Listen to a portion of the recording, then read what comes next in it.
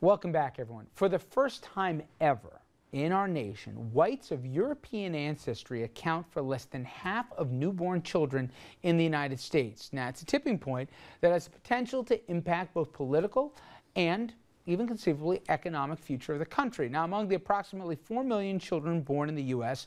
between July of 2010 and July of 2011, just over 50% belong to a racial or ethnic minority group. Now, that means you add up everything from African American, Latino, Asian, every population that would be considered Caucasian or European descent here. This is the first 12-month stretch. The non-Hispanic white births accounted again for less than half of all births in the country. And the new census numbers also showed increasing importance when it comes to Hispanics in the U.S. Now, while the African Americans, largest minority group for older generations, when you look at younger generations, Hispanics are the second largest population after whites. And with a bullet here, it's a fast-growing population.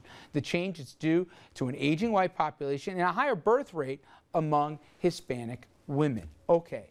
You know, a lot of people when we were in school heard, oh, 2020, 2050, we might start to see it.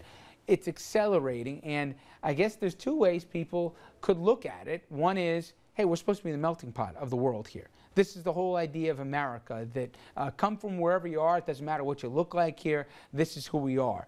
But in, let's say, a politically charged environment where immigration's a big issue and everything else, I don't think people would acknowledge it, but I bet you there's a lot of people out there who say, we don't like the fact that the shade of America is getting darker here.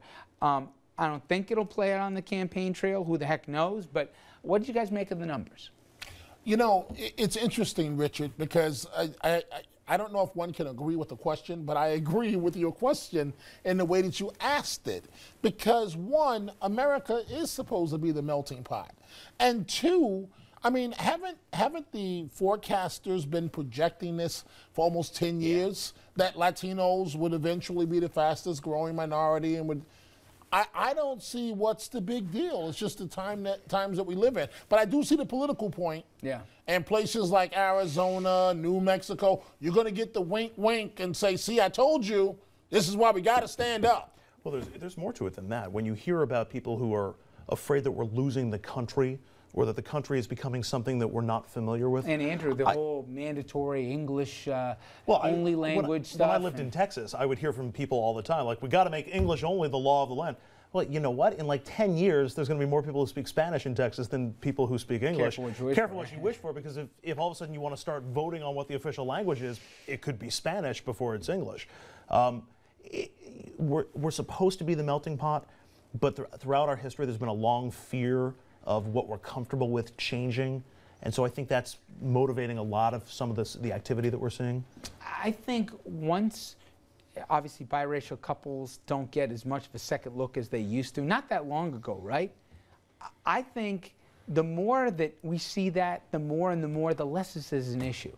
And people aren't going to identify themselves as one thing. You even know now when kids apply to college or whatever, it takes a lot longer to fill out that chart as to what group you fall in, because so many fall in so many different groups. I think this might, selection of roommates is a good point you're making. This might kind of not take care of itself, not that it's a problem now, but I think this issue and the stratification of it, hopefully in time, people are going to be like, I can't even believe they made a big deal out of it. The culture changes, that usually leads before people. I mean, this is kind of weird, but the #1 condiment, it's not ketchup, it's not mustard, it's salsa.